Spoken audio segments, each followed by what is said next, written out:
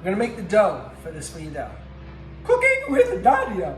That's we're making the dough. 3 cups of flour, 1 teaspoon of salt is in here right now.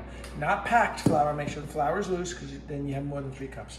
So this is what we're gonna do now. Put it in here, we throw that in here. I use the paddle mixer first. The paddle just to start to get it incorporated, then I'll move over to the dough hook. So that's on. 3/4 of a cup of warm water. Put in 3/4 of a cup of warm water. And now we're just gonna let that spin around a little bit until it starts to incorporate.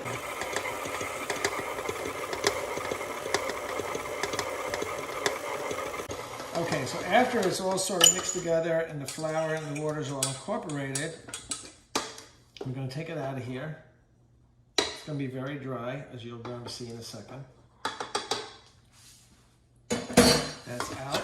So now we're gonna dump it onto a nice dirty counter. And it's empty, so we got everything there. And now you're just gonna get it all together and squish it and make a ball of dough out of it. As much as you can, there. They say they knead it a little bit, so you wanna just push it together. And we're gonna be putting it through the pasta roller there. As soon as I get this together. And it should be still a little moist. See, you can see it's sticking together a little bit. You don't want it to be too dry where it's just all powder. So if you did it with the right combination of flour and water, it should be okay. So now what we have to do is make it in small enough pieces that we can fit it through this pasta machine without breaking the pasta roller. Now, if you haven't broken your pasta roller yet, when you start making sfogliatelle, you most surely will break it. So what breaks is, on your pasta roller, it's this thing right here. It'll snap. You'll be going and everything, nothing's turning anymore. You think the machine's going, but this isn't turning. It's because that little thing in there snapped.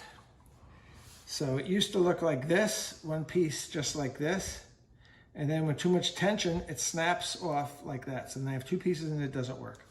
So now what I do is I have to take it off my pasta cutter. I have to open up my pasta cutter. I take these 2 screws off, take this cover off, and then I'm left with something that looks like this, with this in here, like that, and the other piece in there like that. So this looks like this, and I just pull this out of this one and move it into this one.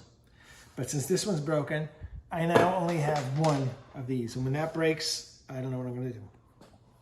So now, I gotta get this thin enough where I can start to push it through a pasta machine.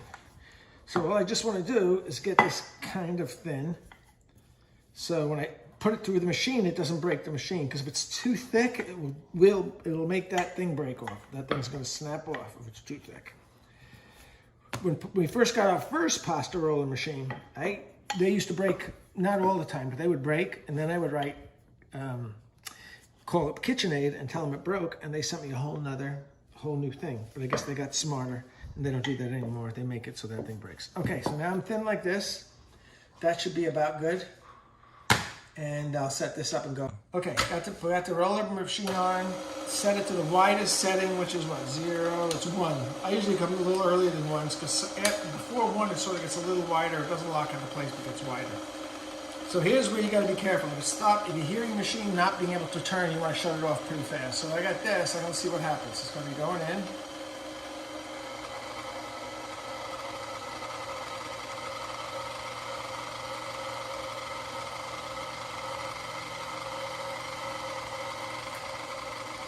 This is like kneading it, but we're going to be folding this in half and putting it back in again, and folding it in half and putting it back in again. And that's what we're going to do about 15 times.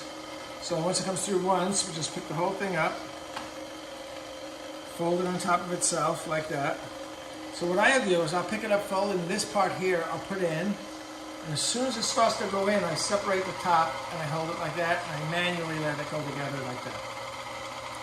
So it slowly feeds together. So it doubles, and then once that all goes through, I'll do it again, and do it again, and do it again, do it 15 times. I'll show you one more time here. You fold it in half. Now these little pieces that came out, like these little pieces, I like this, put one there, I put one there, I put one there, one there. Don't want it to be too thick. Fold it in half, pick it up, put the seam right there, start it, widen it apart, and see those little pieces are going to get fed in there.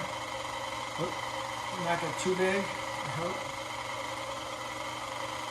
There we go, it's coming through, it's coming through.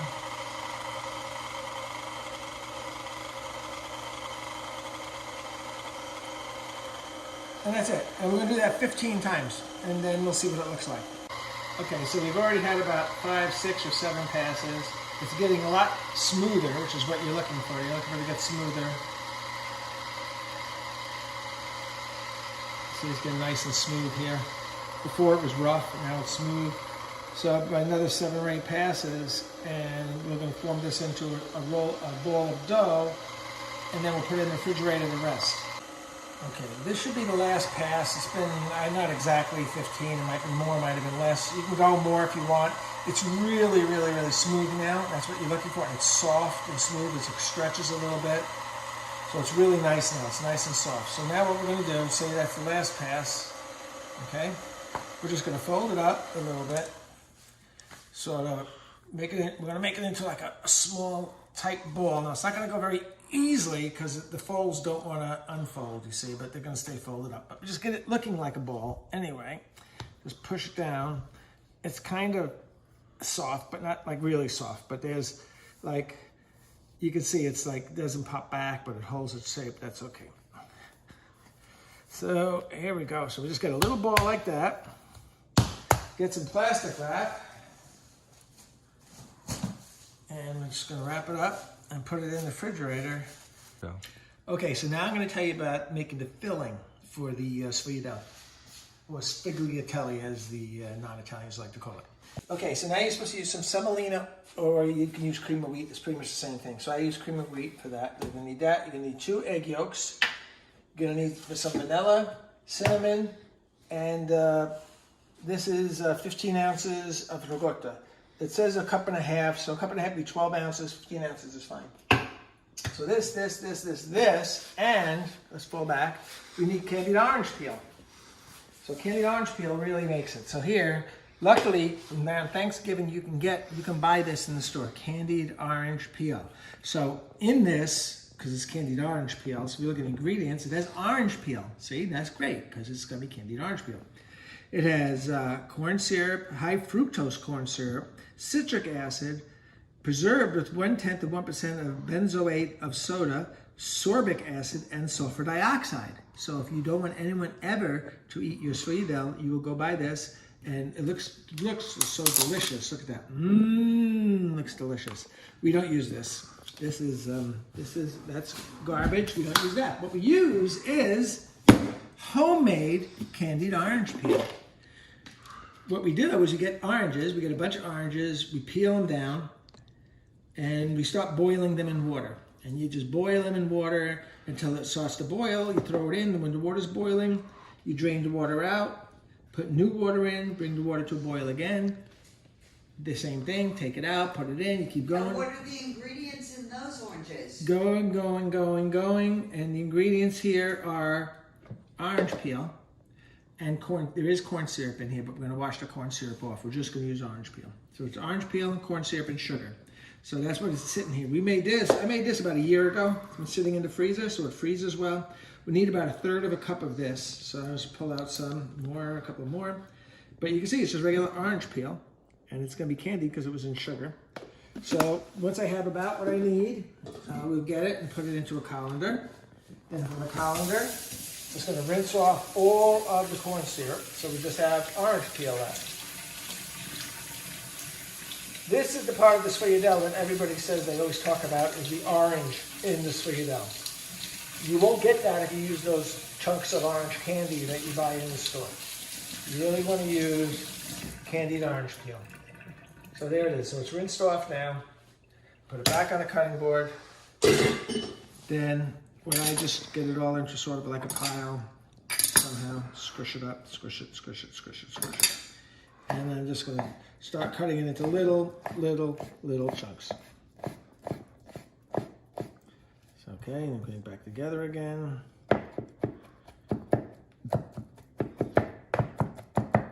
Okay, so we're just going to chop this up into tiny little pieces. as small as I can get it, chopping it up myself. And that's what we're gonna add when we're ready to add it. Okay, you can hit pause. Okay, so now for the filling, what we're gonna do, we start off with 1 cup of water. Titusville water is the best because there's all those extra chemicals in it and poisons and stuff like that, so it has extra flavor. So that's what's really good for that. When we had gotten koi once, and the guy at the fish store made us swear that we wouldn't use Titusville water in the pond because he said that would kill the fish. Honestly, swear to God. Swear to God. Hand to God. Okay, now 1/2 cup of sugar. So we got a cup of water, 1/2 cup of sugar, and we're going to bring this to a boil. Okay, so I'm going to turn it on. And we're going to bring that to a boil. And once it comes to a boil, we'll start sifting in some of the semolina. Okay, one other thing you have to do for the ricotta. The ricotta, they don't want it to be chunky. They want it to be nice and not chunky, whatever that word is. Smooth, I guess it is. So we're going to take it out of here. The 15 ounces comes out into a strainer. Like that. So it's in the strainer, and now we're going to try and push it through the strainer like this, like so. So we're just going to push it and push it and push it and push it and push it and push it and push it and push it. So we're going to strain the ricotta. They say you can also do this by putting it into a Cuisinart and letting it run for a while. But this is really what they want it to do. They just want it strained. So straining it, it's almost all out. Like that, there we go.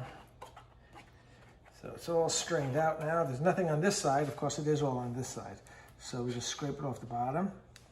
But it's already come through the strainer, so there's no lumps. It's nice and smooth. So when we put it into our semolina mixture, it's going to be good. So there we go. It's empty. It's all in here now. Thank you very much. Go. Okay, so this comes to a boil. This is the water and the sugar. It's comes to a boil, and it's boiled. I just took it off the heat a little bit because it was boiling a little too much, but it's coming to a boil now. So once that comes to a boil, you get your sifter and your 2/3 of a cup of semolina or cream of wheat, and we're going to sift it into here. The reason you're sifting it in is because you don't want it to get lumpy. So I let a little bit go in, hold it up, I don't shake it, and then I'll come down, I'll shake it a little bit, come back up, stir it a little bit more, shake it a little bit, stir it a little bit, and just keep going. Oops.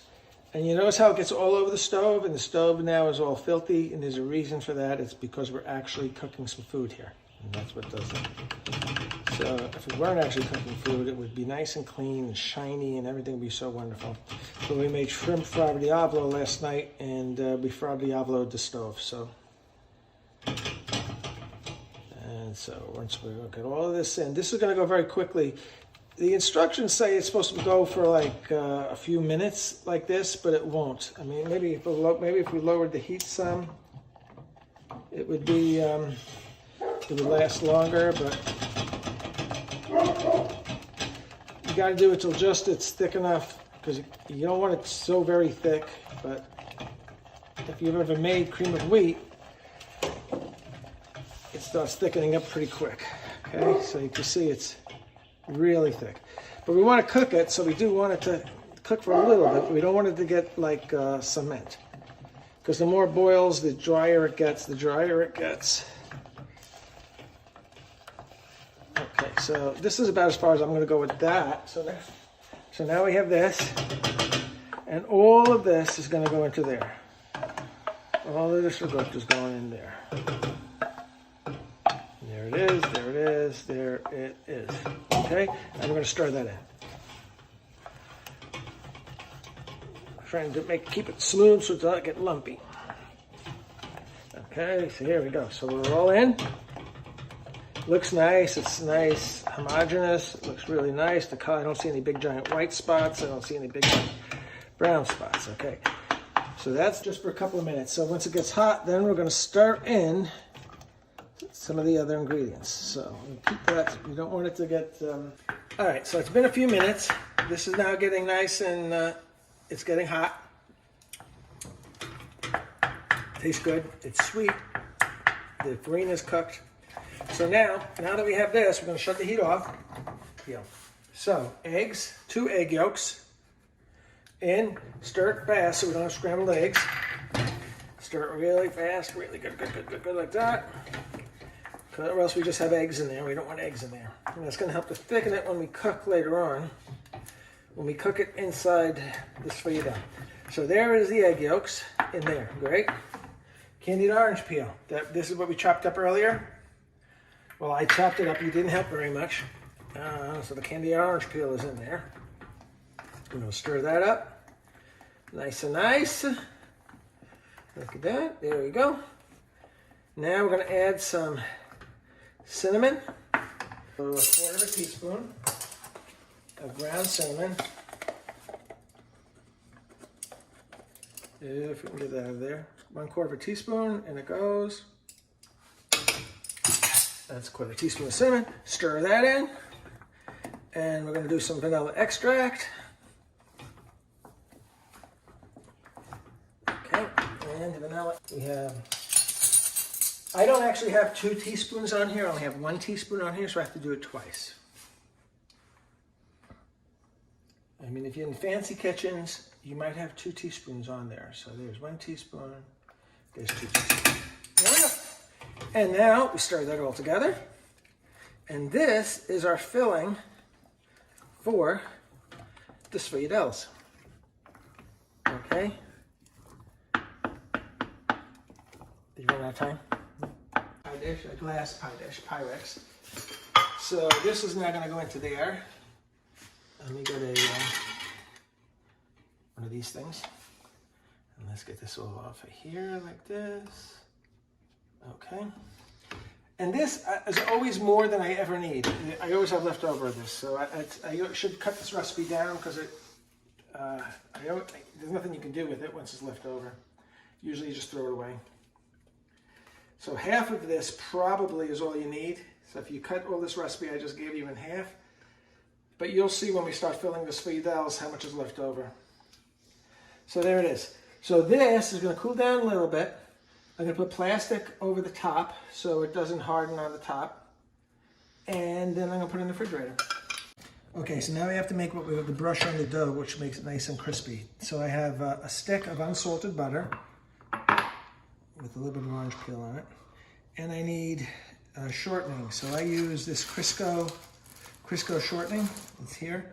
And I'm going to need 4 ounces, which is, what is 4 ounces? Who knows what 4 ounces is? It's like 1/4 cup, I would think. Wouldn't you think?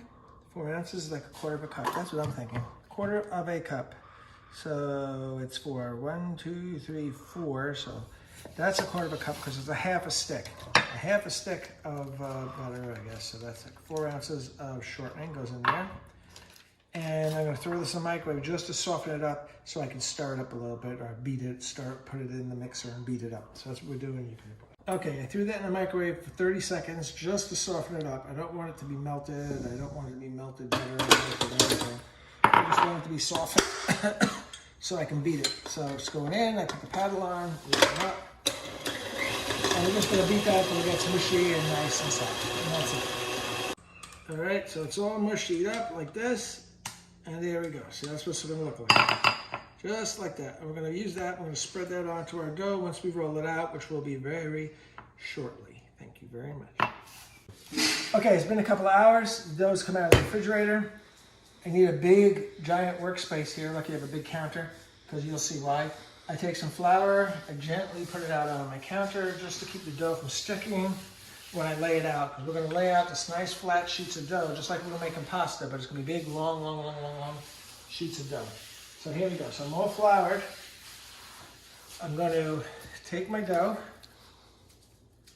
This part, Hooch loves this part because he stands underneath the pasta machine because little bits of dough fall on the ground. He just loves this part of this cooking part. Okay, so I'm going to cut like maybe a quarter of that. Okay, so I got a quarter of that. I'm going to push it down as flat as I can with my hands, because I want it to go through that machine and I don't want to break the machine. You can do this with a hand machine, but it's not as much fun. Here we go. Put this on. It's on the 0 setting again. Yes. I'm going to pass it through 0 setting a few times. folding it in half. I want to get it as wide as the machine is what I'm trying to get it right now.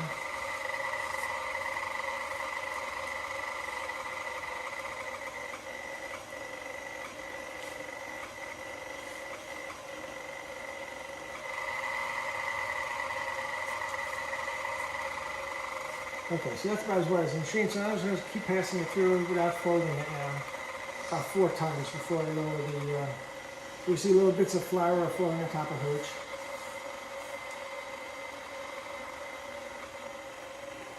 Okay, so 3 or 4 times just at that 0 level.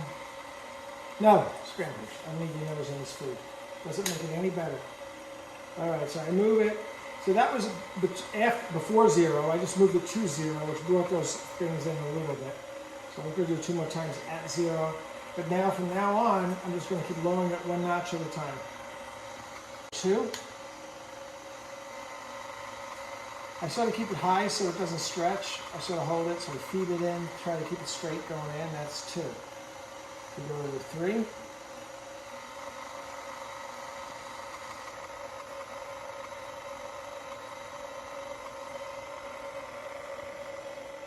Then we go to 4.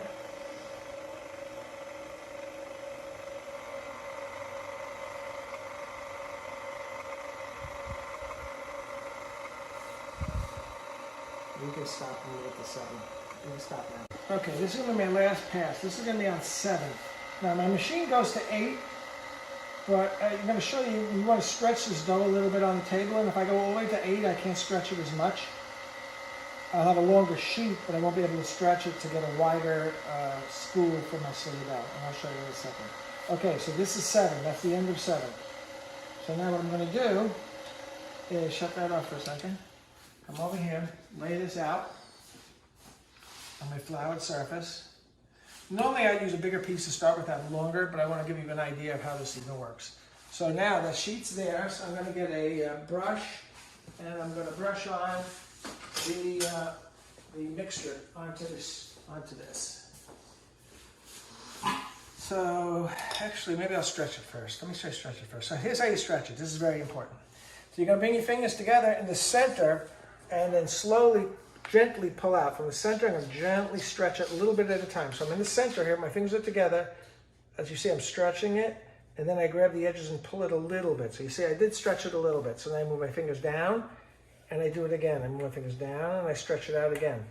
So that's all I'm doing for one pass, is just giving me a little bit of a stretch. From the center to the edges, center, grab the edges, center, grab the edges, center, grab the edges. So you see, I'm a little bit wider than I was before.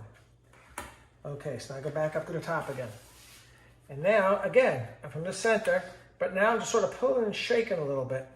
I'm just going to pull, grab it on the edges, pull and shake. I don't want to rip it, and it might rip, and if it rips, it's not the end of the world, because when we roll it up, you won't even know it ripped. So there's that. So now I'd like to get it a little bit wider than that. So I'm going to go back up to the top again, and I'm going to go into the middle like I did originally. My fingers in the middle, pull, stretch, stretch, stretch, stretch. So pull and stretch, pull and stretch, pull and stretch, pull and stretch. So everything's about the same width, okay? Except the very end is never going to get to the same width. Okay, so that's good for now. That's fine. Because we're going to stretch it a little bit as we go. Because it can still stretch. I mean, if you grab it by the edges and do it like this, up and down, see how it just stretches? That's how for strudel you would do stuff like that. You just sort of bang it, and its own weight stretches it. I'm not really pulling much. I'm just putting a little outward pressure as I'm shaking. Okay. So now we're going to take our butter mixture. Take our butter mixture, put some on your brush, and we're just going to butter this up as much as we can get. Try not to get too much on your work surface, because then this next piece of dough we put down is going to stick. So we try and get it just onto the surface of the dough. All right, so after it's stretched out, it's about doubled in size now, so we're about double the size. So we're going to start, just fold the very tip over just a little bit, and we're going to start rolling this up like we're rolling pieces of paper into a tight little bundle of papers, is really. So I'm just rolling it. And as I come to the edge, if the edge is not wide enough, as wide, I just pull the edge out and then roll it over that edge. See? And then here, see how it comes in a little bit? I'll just pull the edges out and then continue to roll. Just so I try and get an even roll. The edges, pull the edges out and roll. Pull the edges out, roll. I'm not pushing, I'm not making a tight roll. I'm just letting it roll its own weight. I'm not forcing it into a tight little cylinder. See, it's ripping a little bit, but that's all right. So, because it's on the edges, and the edges, usually we don't use the edges, we're gonna wind up cutting them off. Okay, and again, roll. And again, pull it out, roll. And pull it out a little bit more, and we're gonna roll. I'm gonna leave this little last piece just hanging out just like that. I'm gonna leave it here. Okay, so now what I'm gonna do is I'm gonna take another piece of dough, roll it out, make another long piece, and I'm gonna attach. You can end that. The edges, if it rips, don't worry about it. You just move your fingers and do it somewhere else, okay? Okay, once it's all stretched out, we get our butter mixture on our brush, and now we're just gonna butter the entire thing, top to bottom, as much as we can get on it. Try not to go off the edges, because that'll get your countertop all full of butter. Okay, and we do the whole thing. Okay, and we got the whole thing pretty much buttered up. If you don't get every minute bit, it's not the end of the world. Okay, next, we're gonna take our last roll, the first roll we did, or the previous roll to this roll, gonna attach it together just like that, just like a touch. Start rolling the last roll, and pull the sides out so that when you're rolling, it's the same size. Pull the sides out. Let it roll, pull the sides out, let it roll. See, just like that. Sides out, let it roll, all the way down to the bottom. Bottom of this roll, stretching it as we go. See, I ripped it, I'm not worried. We leave a little bit hanging over to attach the last piece to. So I'll lay that there until I roll out my last piece, and then we'll do this again. Okay, and this is the end of the third sheet that I had. So now we got 3 full sheets here. It's skinnier here than here only because this is stretched thinner. When I stretch it out, this side always seems to stretch a little thinner than this side. But that's it. So now we're going to take this, put it in some plastic wrap, and put it in the refrigerator just for it to, so the butter and the lard or the shortening start to firm up a little bit so we can then form our sfogliatelle. So I'm going to roll this up, and we're going to lay this just like this in the refrigerator. That's it. Okay, so I'm going to cook this on a regular sheet pan. I'm going to put some parchment paper on it and cook it on parchment paper. Okay. So I got a little flat end here after cutting off the tips. Flatten out. I'm going to do the same thing on the other side. And you can just cook those if you want it just to be something flaky in the oven. I mean, yeah, so now when you have this, I go about 1/4 of an inch, maybe that's a 1/2 inch. And I use a serrated knife, and I gently go down. I don't push. I just let the knife do the work. So then I have this. So you lay it down like this, and take your thumb from the center out. You push to the outside. So you want to you're trying to bend the edges of the dough outwards. So like just gently touching it. You see how it's bending out a little bit? It looks like it's getting bigger. It's not really, but it looks like it is. So once you do that, then you pick it up, your thumb in the middle, and your thumb and finger, and I just sort of put a little bit of pressure and slowly pushing out and working my way up to the edge. So I'm unfolding the dough. So I start at the center, push my way out until I have like a little cone, just like this. And this is enough. This is gonna be a small sfogliatelle. So just like that, I have a little cone. I got a spoon, take a spoonful of the filling that we made. I put it right into the center and I push with there. And then just sort of squeeze it closed a little bit, and then you lay it down just like that. It doesn't have to be closed all the way. And that's a sfogliatelle. And then you keep doing that all the way through until you fill up the whole sheet. I'm putting this back in the refrigerator to firm it up a little bit more because it feels a little soft. All right, so we're still doing it now. We did it's lightly pressure. It's not like I'm not squashing this down. I'm just barely putting pressure on it, sliding to the outside. It widens it a little bit. Then I told you to start from the inside, let's start from the outside. You start at the very edge and just sort of, you're doing like this. You're moving it apart a little bit, but not enough to unravel the whole thing. And I'm turning it as I do this. This section, turn it, turn it, turn it, turn it. Then I move a little closer to the center. And then I keep moving closer and closer to the center without unraveling the whole sfogliatelle until eventually I have a cone. And once I have a cone, I just hold the cone, take a scoop of, push it in, wipe it off the spoon like that, slowly, just gently close it, and then put it down. And then you do the next one. So one more. So cut, round it out, push it to the outside, widen it a little bit like that. Just widen it, widening it. From the outside, turning and touching, moving closer to the center as you do that. Every time you do it, you're a little bit closer to the center. And as you move closer to the center, it makes the cone, and the cone, it's making the cone. And then when you have a big enough cone that you can put something in, like this, I hold the cone, take a scoop of the filling, put it in, wipe it off the spoon, sort of almost close it, and lay it down. And that's it. And we'll finish it up. So towards the end of the roll, it's getting narrow and smaller, so that they're not getting as big. So you see they're getting smaller here. Doesn't matter. Just roll it out as much as you can. Make as much of an indentation you can in it. And once you have that done, see it's just a very little one this time, so I'm going to use less of this. Not a full tape, I just put it in, so it's still in there, and it still looks fine. It's still just a smaller one. So here I'll get maybe 2 more out of this, and then I'll show you how to butter it. Okay, that's good.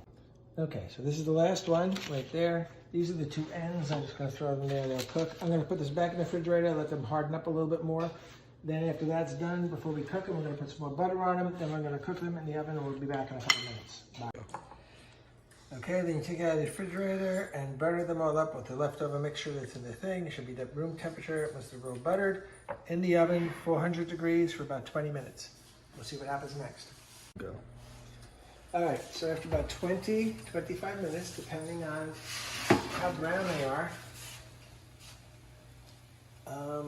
I'm going to leave them in maybe another 5 minutes, get them a little browner, and then take them out.